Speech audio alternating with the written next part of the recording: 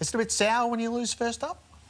Yeah, it is a little bit. I think because you do so much pre-season and you get to round 0 and all eyes are on you, obviously the first game and the pressure of it, and obviously all the stuff that's happened to us at the footy club over the last 3 or 4 months. And so, yeah, it probably was a little bit, that kind of sucked. But it's a long season, still another 22 rounds. So the good thing about footy is we've got next week. And yeah, we had a really good review today and yesterday about our game plan and what we want to do. Some really positive things that come out of it, but also some work-ons. But credit to Sydney, they were unbelievable. Their attack on the footy and their intensity and their defence was pretty special. Can you explain the horrendous skill level by elite players? Like, even you're a good player, mate. You were fumbling.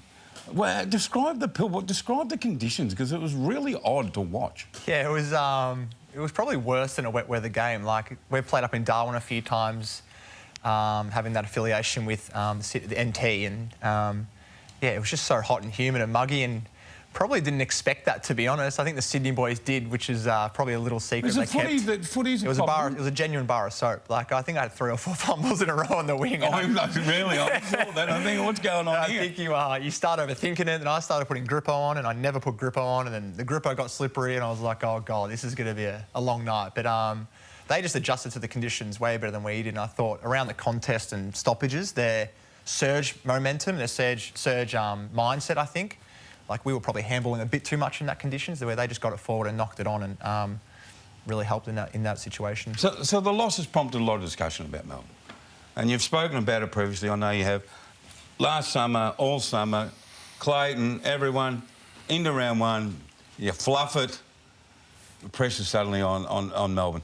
Are you getting used to this sort of noise from the outside, or is it starting to really annoy you? There's always going to be noise, no matter who we are, whether we're Collingwood or whether we're any other team. There's always going to be the distraction externally, but I think we've done a really good job over the last 2 or 3 months of really controlling what we can control. You guys and media outlets and everyone is always going to write articles, whether we win or lose, and going to come up with scenarios and outcomes based on a win or a loss, but all we can do is focus on what we can control. And yeah, I guess that's the point. I only got one question. I've done a lot of commentary on Clayton and everything, but I was really interested in something I heard in the last 24 hours.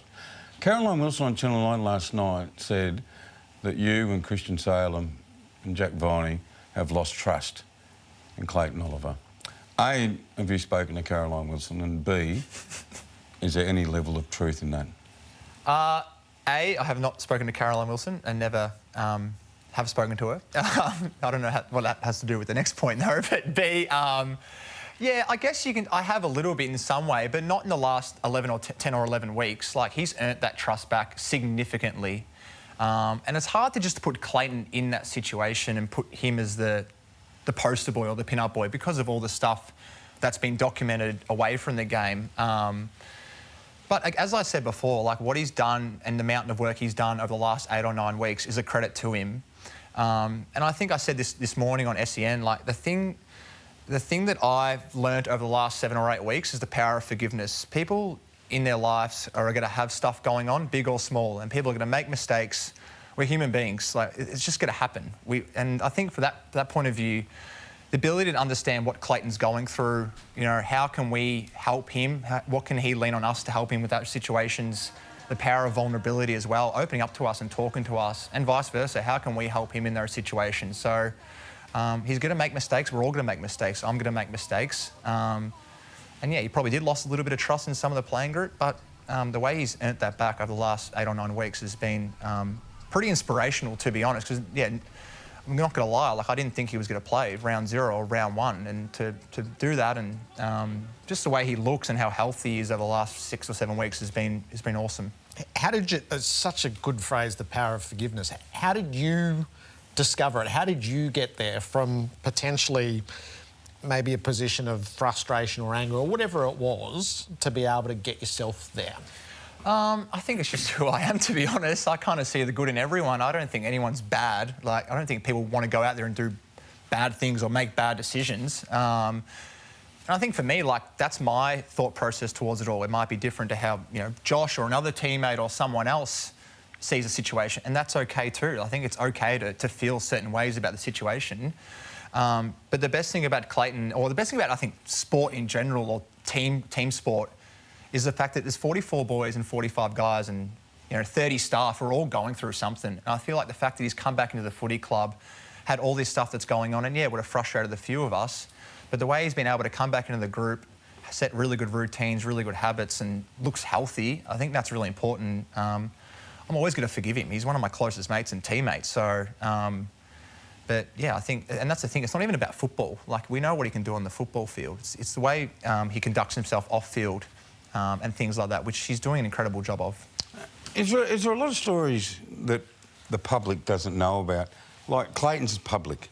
In your time at Collingwood, has there been stories where players may lose trust, but then they get it back? And Track talking about, understanding and power of forgiveness. Have you been in situations like that?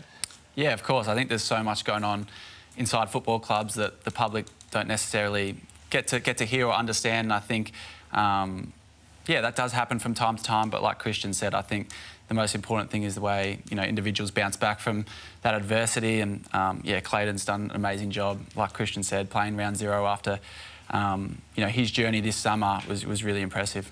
And I think as well, like, this isn't going to be oh, he's stuffed up and that's it now. Like, there's going to be times where people make mistakes too along the journey as well. But it's how we can actually get around them even more and support them and talk to them about what they're going through too. Not just Clayton, other teammates too.